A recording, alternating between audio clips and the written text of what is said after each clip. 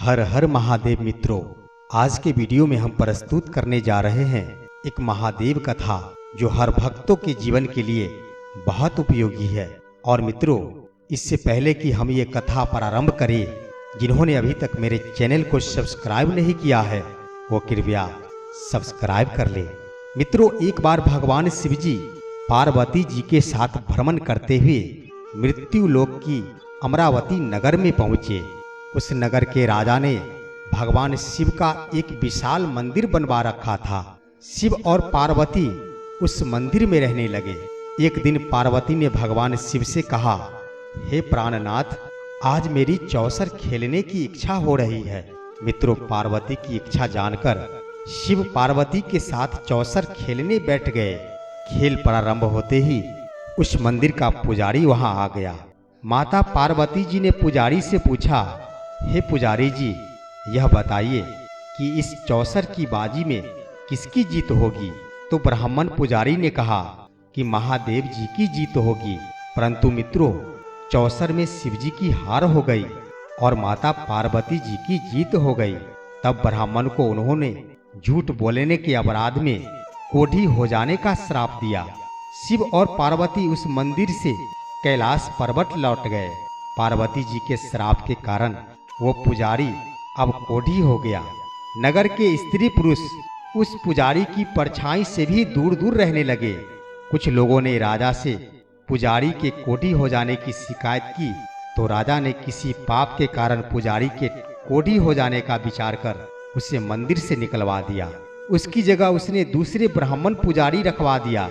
अब कोढ़ी पुजारी मंदिर के बाहर बैठकर भिक्षा मांगा करता और उससे ही अपना भरण पोषण किया करता था। कई दिनों के बाद स्वर्ग लोक की कुछ अप्सराएं उस मंदिर में पधारी और उसे देखकर वो सभी अप्सराएं उसका कारण पूछी। तो पुजारी ने निसंकोच भगवान शिव और पार्वती जी के चौसर खेलने और पार्वती जी के द्वारा शाप देने की सारी कहानी सुना डाली। तब अप्सराओं ने पुजारी से 16 सोमवार का विधिवत व्रत रखने को कहा। पुजारी द्वारा पूजन विधि पूछने पर अप्सराओं ने कहा, सोमवार के दिन सूर्योदय से पहले उठकर स्नान आदि से निवृत्त होकर स्वच्छ वस्त्र पहनकर आधा सेर गेहूं का आटा लेकर उसके 3 अंग बनाना, फिर घी का दीपक जलाकर गुड़, नैवेद्य, बेलपत्र, चंदन, अक्षत, फूल, जनेऊ का जोड़ा लेकर प्रसोद काल में भगवान शिव की पूजा अर्चना करना और पूजा के बाद 3 अंगों में एक अंग भगवान शिव को अर्पण करके एक आप ग्रहण कर लेना। शेष 2 अंगों को भगवान का प्रसाद मांगकर वहां उपस्थित स्त्री और पुरुषों को बांट देना। इस तरह व्रत करते हुए जब 16 सोमवार बीत जाए तो 17वें सोमवार को 1 पाव आटे की बाटी बनाकर उसमें घी और गुड़ मिलाकर चूरमा बनाना, फिर भगवान शिव को भोग लगाकर वहां उपस्थित स्त्री, पुरुष एवं बच्चों के बीच बांट देना।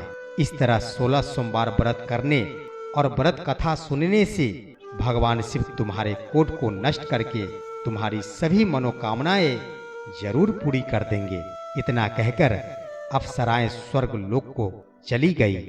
मित्रों, अब पुजारी ने अप्सराओं के कथनानुसार 16 सोमवार का विधिवत व्रत किया। फलस्वरूप भगवान शिव की अनुकंपा से उसका कष्ट नष्ट हो गया। राजा ने उसे फिर मंदिर का पुजारी बना दिया। वह मंदिर में भगवान शिव की पूजा करता आनंद से जीवन व्यतीत करने लगा। कुछ दिनों बाद पुनः पृथ्वी का भ्रमण करते हुए भगवान शिव और पार्वती उस मंदिर में पधारे। स्वस्थ पुजारी को देखकर पार्वती ने आश्चर्य से उसके रोग मुक्त होने का कारण पूछा। तो पुजारी ने उन्हें 16 सोमवार व्रत करने की सारी कथाएं सुनाई। पार्वती जी भी व्रत की बात सुनकर बहुत प्रसन्न हुई और उन्होंने पुजारी से इसकी विधि पूछकर स्वयं 16 सोमवार का व्रत प्रारंभ किया।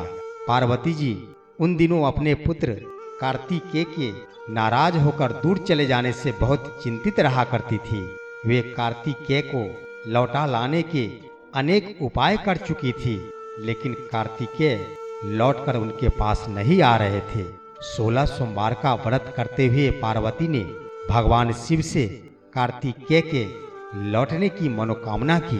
व्रत समापन के तीसरे दिन सचमुच कार्तिकेय वापस लौट आए।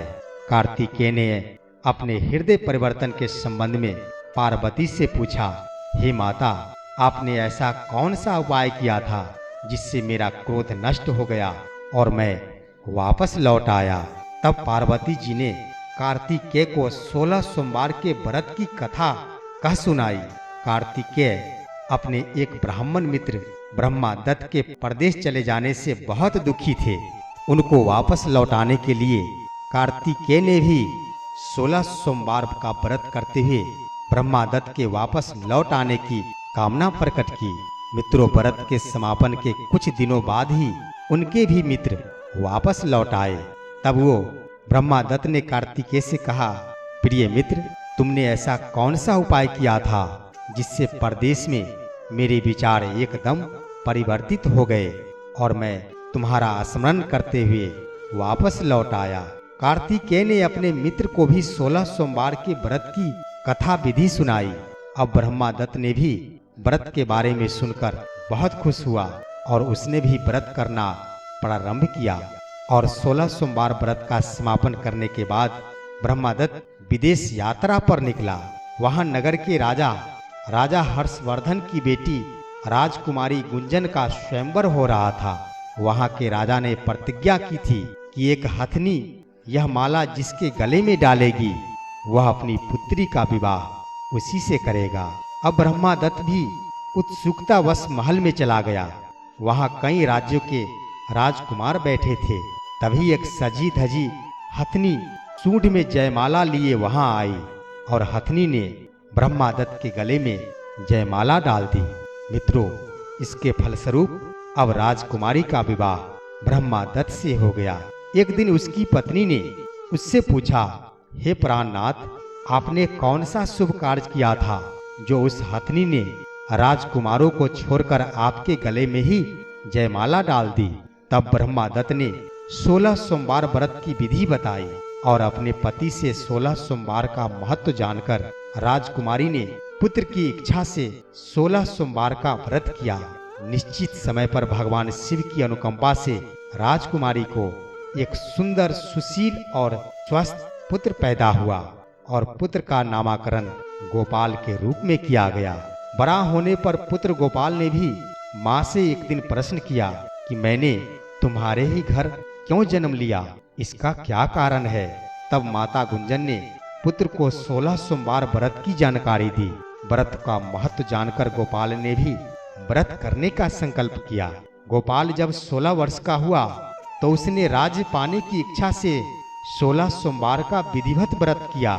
व्रत समापन के बाद गोपाल घूमने के लिए समीप के नगर में गया। वहां के वृद्ध राजा ने गोपाल को पसंद किया और बहुत धूमधाम से अपनी पुत्री राजकुमारी मंगला का विवाह गोपाल के साथ कर दिया। 16 सोमवार के व्रत करने से गोपाल महल में पहुंचकर आनंद से रहने लगा। 2 वर्ष बाद वृद्ध राजा का निधन हो गया तो गोपाल को उस नगर का राजा बना दिया गया। इस तरह 16 सोमवार व्रत करने से गोपाल की राज्य पाने की इच्छा भी पूर्ण हो गई।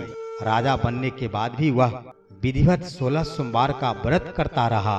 व्रत के समापन पर 17वें सोमवार को गोपाल ने अपनी पत्नी मंगला से कहा कि व्रत की सारी सामग्री लेकर वह समीप के शिव मंदिर में पहुंचे।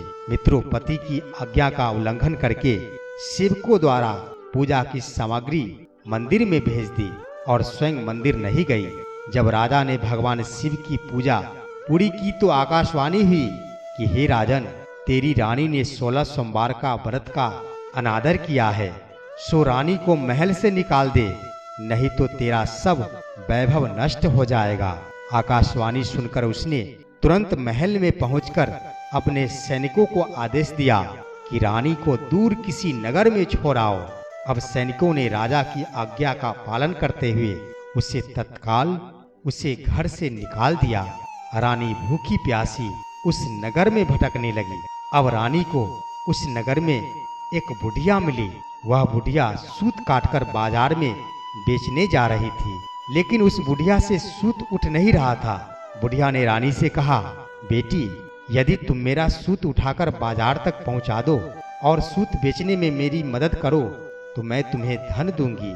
रानी ने बुढ़िया की बात मान ली, लेकिन जैसे ही रानी ने सूत की गठरी को हाथ लगाया, तभी जोर की आंधी चली और गठरी खुल जाने से सारा सूत आंधी में उड़ गया। बुढ़िया ने उसे फटकार कर भगा दिया। रानी चलते चलते नगर में एक तेली के घर पहुंची। उस तेली ने तरस खाकर रानी को घर में रहने के लिए कह दिया, लेकिन तभी भगवान शिव के प्रकोप से तेली के तेल से भरे मटके एक एक करके फूटने लगे। अब तेली ने भी उस रानी को वहां से भगा दिया। अब बेचारी रानी भूख प्यास से व्याकुल होकर वहां से आगे की ओर चल पड़ी। एक नदी पर जाकर ज्यों ही नदी का जल उस रानी के पैरों से स्पर्श हुआ, उस नदी का पूरा जल ही सूख गया। अब बेचारी रानी अपने भाग्य को कोसती हुई आगे चल दी। चलते चलते रानी एक जंगल में पहुंची। उस जंगल में एक तालाब था, उसमें निर्मल जल भरा हुआ था। निर्मल जल देखकर रानी की प्यास और भी तेज हो गई। जल पीने के लिए रानी तालाब की सीढ़ियां से उतरकर जैसे ही जल को स्पर्श किया, तभी उस जल में असंख्य कीड़े उत्पन्न हो गए। रानी ने दुखी होकर उस गंदे जल को पीकर अपनी प्यास को शांत की। अब रानी ने एक पेड़ की छाया में बैठकर कुछ देर आराम करना चाहा, तो उस पेड़ के पत्ते पल भर में सूखकर बिखर गए। अब रानी दूसरे पेड़ के नीचे जाकर बैठी। जिस पेड़ के नीचे बैठती वह पेड़ वहीं सूख जाता। वन और सरोवर की यह दशा देखकर वहां के ग्वाले बहुत हैरान हुए। ग्वाले रानी को समीप के मंदिर में पुजारी जी के पास ले गए। रानी के चेहरे को देखकर ही पुजारी जान गए कि रानी अवश्य किसी बड़े घर की है, भाग्य के कारण दर दर भटक रही है। पुजारी ने रानी से कहा, पुत्री, तुम कोई चिंता नहीं करो, मेरे साथ इस मंदिर में रहो, कुछ ही दिनों में सब कुछ ठीक हो जाएगा। अब पुजारी की बातों से रानी को बहुत सांत्वना मिली। रानी उस मंदिर में रहने लगी। मित्रों, रानी जब भी भोजन बनाती तो सब्जी जल जाती, आटे में कीड़े पड़ जाया करते, जल से बदबू आने लगती। अब पुजारी भी रानी के दुर्भाग्य से बहुत चिंतित होते हुए बोले कि हे पुत्री, अवश्य ही तुमसे कोई अनुचित काम हुआ है, जिसके कारण देवता तुमसे नाराज है और उनकी नाराजगी के कारण ही तुम्हारी यह दशा हुई है। पुजारी की बात सुनकर रानी ने अपने पति के आदेश पर मंदिर में न जाकर शिव की पूजा नहीं करने की सारी कथा सुनाई।